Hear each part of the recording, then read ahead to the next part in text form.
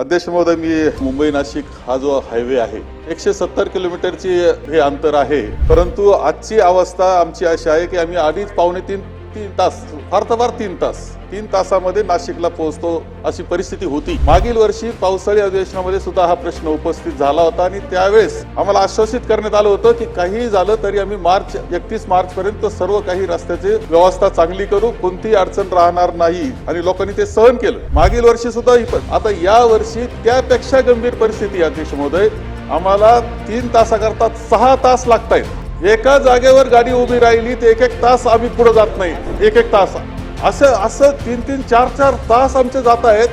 कुणी काही व्यवस्था आहे की नाही, कुणी पाहतंय का नाही या सगळ्या अवस्थेकडं? खरं वाटणार नाही। शहापूरच्या पुढे परवा मी येत असताना 10 किलोमीटरची रांग होती, 10 किलोमीटर ही अवस्था आहे सगळी। लहान मुलं असतात, सरळ असतात, प्रवासी, सगळे रुग्ण, सगळ्यांची अवस्था इतकी कठीण झालेली आहे की हा प्रवास करायचा कसा, ही परिस्थिती निर्माण झाली आहे। अध्यक्ष होते, याकडे कोणाचं लक्ष नाही, शासनाचं लक्ष नाही, पूर्णपणे दुर्लक्ष आहे। ही अवस्था निर्माण होणार कामामुळे हे जर वाईट होतं तर काही पर्याय निर्माण करायला पाहिजे होते, कोणतेही पर्याय निर्माण केलेले नाही। राज्यामध्ये रस्त्यांची अवस्था कठीण आहे, यामध्ये तर हे मुंबई नाशिक ही दुरावस्था, ही पराकोटीची, प्रचंड नागरिकांमध्ये असंतोष, संपूर्णपणे जाणाऱ्या येणाऱ्या नागरिकांवर प्रचंड शासनाबद्दल असंतोष निर्माण झालेला आहे। यावर तातडीने काय कारवाई करणार याचं उत्तर आम्हाला पाहिजे, त्याकरता मी स्थगन प्रस्ताव मांडलाय।